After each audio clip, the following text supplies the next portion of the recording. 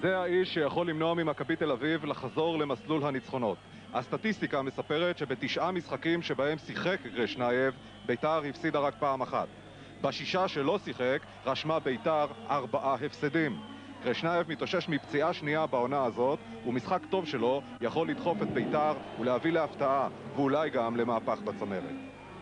ובהרכב של מכבי תל אביב, ניר סביליה, המחליף שכבש כבר 3 שערים, עולה היום בהרכב וישחק בהתקפה לצידו של דריקס. מקנקי חוזר אחרי הרחקה, נימני שחוזר מפציעה בינתיים על הספסל.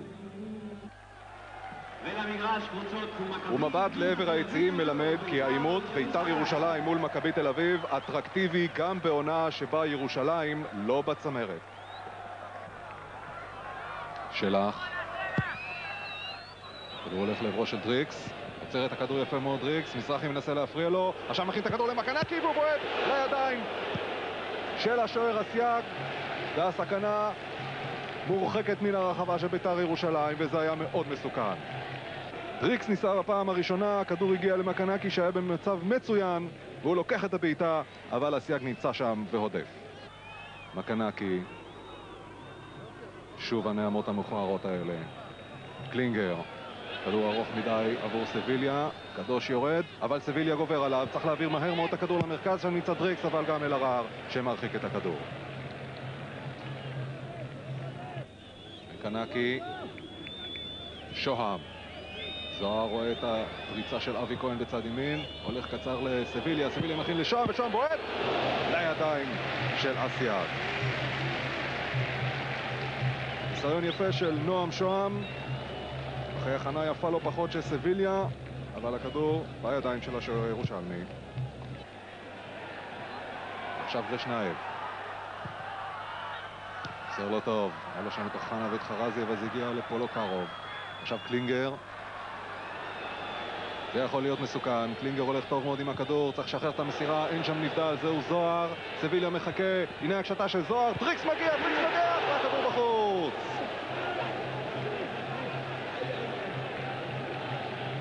ההזדמנות הגדולה הראשונה של מכבי תל אביב במשחק הזה, כאשר אנחנו בדקה 21.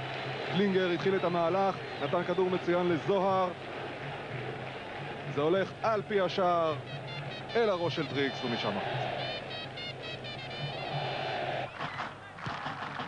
קנקי חכה לאבי כהן, מגיע קצת באיחור אבל מגיע אבי כהן, שמואלי עליו, אבי כהן עובר אותו בקלות, הנה הקשתה שלו מעל השוער ומעל השער.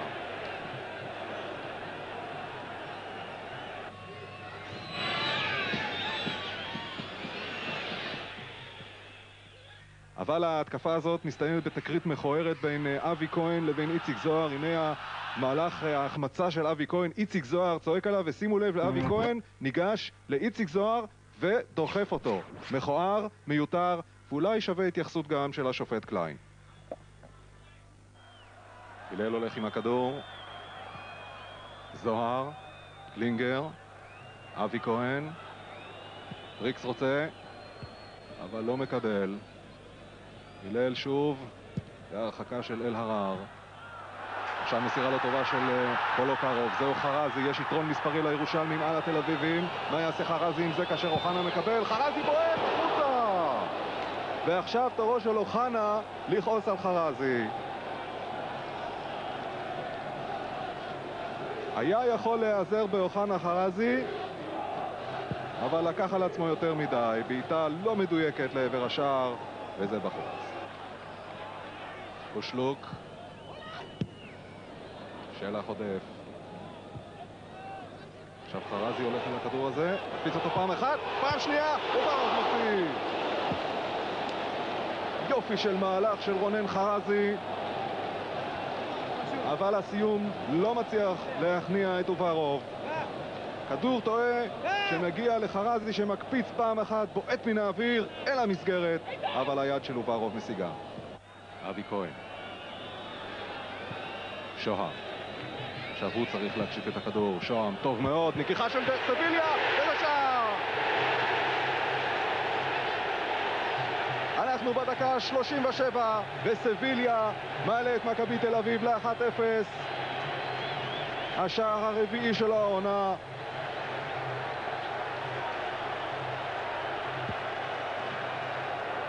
שוהם היה האיש שנתן את האסיסט. סביליה, שביקש להתחלף לפני כמה דקות, נשאר על המגרש כדי להבקיע את שער היתרון למכבי תל אביב.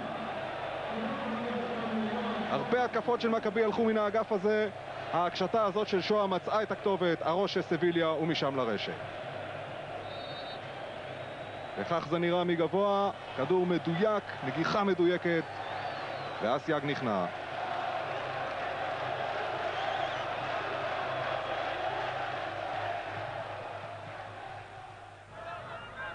אלהרר, חרזי, טוב מאוד לשוורץ, יש לו את שמוליק לוי והוא נותן לו עכשיו בצד ימין.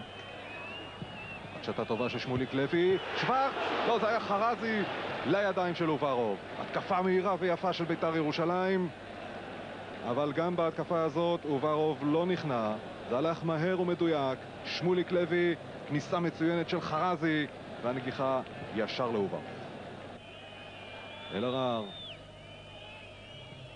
שולח עכשיו את שמוליק לוי, זה נראה טוב, קלינגר נמצא שם, שמוליק לוי, כדור לא טוב, ישר למקנקי, אלהרר נמצא שם כדי לתקן, נותן את הכדור עכשיו לחרזי, שוורץ, אלהרר, לא הולכים פנימה כאשר אוחנה מתייבש כבר בצד השני, עכשיו הכדור הולך אליו, לא מצליח להגיע לנגיחה, קושלוק יכול להחיות את ההתקפה הזאת שוב, נותן את הכדור לאיתן מזרחי, מזרחי, קרשנייב, שער! איזה שער של קרשנייב! אנחנו בדקה ה-51 ושוויון אחד.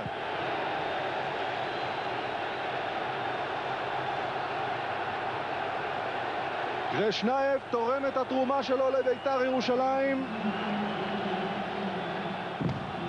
בשער מצוין.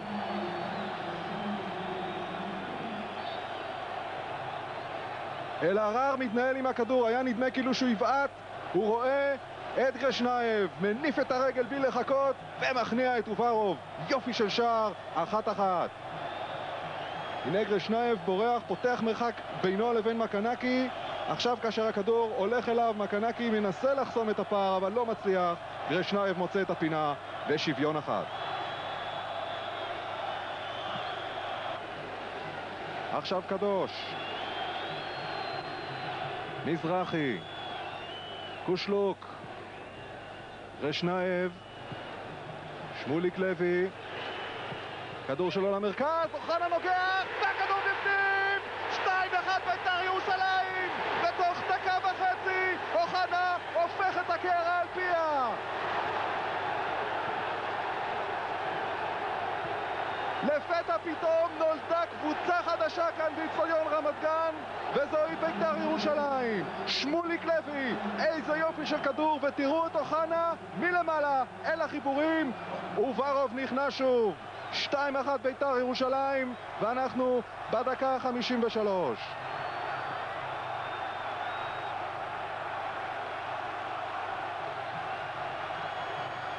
אין עונים בהגנה של מכבי תל אביב מול המהלך הזה. איזה שער, שני שערים נפלאים של בית"ר ירושלים. קרשנייב הראשון, אוחנה השני, והירושלמים ביתרון מול מכבי תל אביב.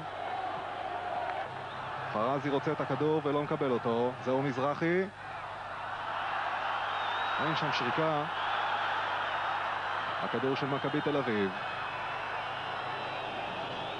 ריקס ואבי כהן מחכים למסירה של נימני. נימני מוצא עכשיו את קלינגר, 4 חלוצים של מכבי תל אביב. מי יהיה ראשון? ריקס, והכדור בחוץ. איזו הזדמנות למכבי תל אביב.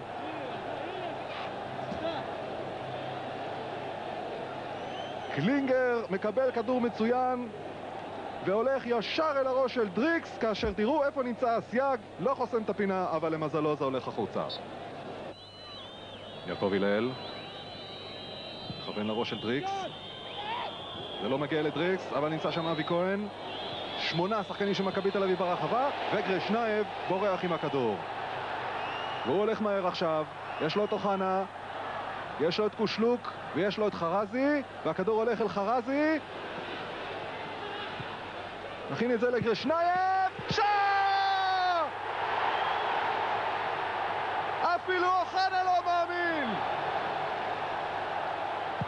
הימרנו על גרשנייף בפתיח שלנו וקיבלנו אותו בגדול! 3-1 לביתר ירושלים, וברוב לא זוכר מתי הפעם האחרונה שנכנס 3 פעמים במשחק אחד. לבטח זה לא קרה בעונה הזאת. גרשנייף עם שער נפלא. השאלה הייתה מי ייקח את הבעיטה האחרונה. חרזי נתן את ההזדמנות לגרשנייף, וכדור כזה גם וברוב לא יכול לעצור. מכבי תל אביב 1, ביתר ירושלים 3, וגרשנייב אחראי על 2 משלושת השערים האלה, שכל אחד יפה יותר מן השני.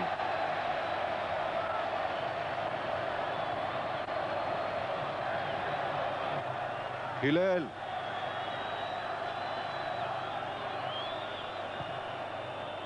עכשיו ההזדמנות של דריקס, אין שער, אין שער. התחמק יפה מאוד דריקס מהסייג, אבל לא מצא את הרשת.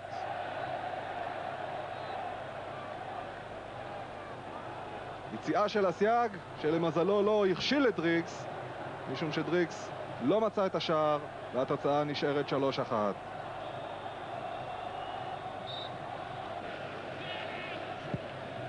מה כבר יכול לעשות גרנט? 13 דקות נותרו לו, הוא בפיגור של 2 שערים, הוא עשה כבר את 2 החילופים, וכנראה שזה הרגע שבו מכבי תל אביב יודעת שהיא מאבדת את המקום הראשון בטבלה. נימני,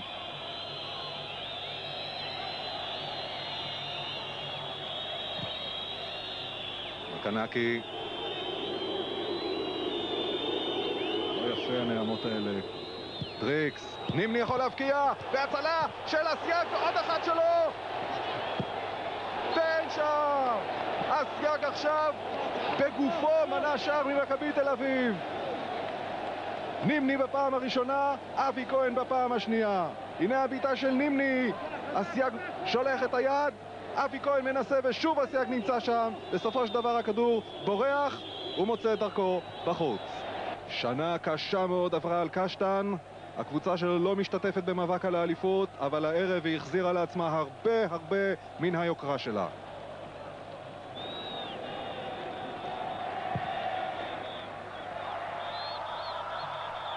חרזי יכול להקשיב את זה מעל וברוב, והכדור במשקוף!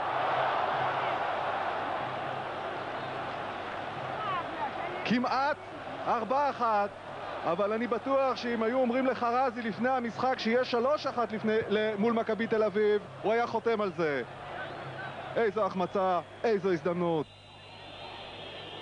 מקנקי, זוהר, אבי כהן, זה צריך להיות שער, והיה בפנים. 3-2, וזה עוד לא גמור. אבי כהן בדקה ה-84. אבי כהן עם השער הרביעי שלו, ההגנה של ביתר ירושלים לא הצליחה לחסום אותו. בעיטה מצוינת שמכניעה את הסייג. 3-2. הסיבוב של אבי כהן מוצא את הפרצה, הייתה נגיעה שם של הסייג שלא מצליחה למנוע את חדירת הכדור פנימה. חילוף של הדקה ה-90, ולאלי אוחנה יש זמן, הוא יורד לאט לאט. תומר אזולאי ייכנס במקומו, הוא מסמן לו גם, קח את הזמן שלך, לא כל יום אנחנו מנצחים את מכבי תל אביב. ואזולאי עכשיו בתוך המגרש. נימני נתקל שם בטרפיאק, העבירה היא של טרפיאק ונימני יזכה בבעיטה חופשית. על השעון, אנחנו דקה אחת בתוך תוספת הזמן. ההזדמנות האחרונה אולי במשחק הזה של מכבי תל אביב להגיע לשוויון. מליקה נופל בתוך הרחבה, נימני, והכדור בידיים של הסייג. לא יאומן. איזו הזדמנות למכבי תל אביב, והסייג כותף גם את הכדור וללא ספק את הכותרות של המשחק הזה. אנחנו בדקה 90 פלוס. הנה הבעיטה של זוהר, מוצא את מליקה, חסימה טובה שם של שמוליק לוי, זה מגיע לנימני שמנסה לגלגל פנימה. 2 שחקנים של מכבי תל אביב מפריעים אחד לשני, קלינגר ונימני ואבי כהן, והסייג לוקח את הכדור. עוד הזדמנות למכבי תל אביב, עוד התקפה אחת. בכל מקרה לשמור על הפסגה, אם לא יוכלו היום, הם יוכלו רק לצאת אולי מהפסד מול בית"ר ירושלים. זהו אבי כהן, הכדור הולך לאסיאק. עוד עצירה של השוער, מספר 1 במשחק הזה. כל העיניים מופנות לעמית קליין, הספסל של בית"ר ירושלים כבר בתוך המגרש. קליין מסמן לאסיאק לבעוט.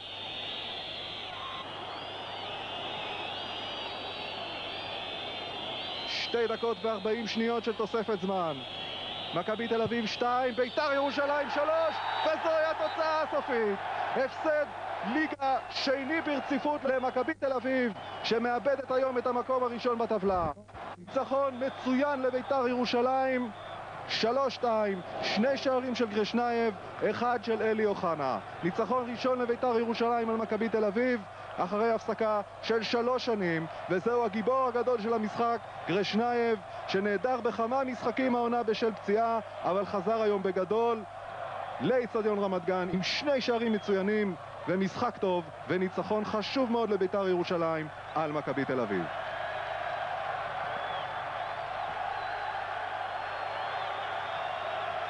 ועכשיו השחקנים בכחול של ירושלים הולכים אל היציע שלהם, היציע של אוהדי בית"ר ירושלים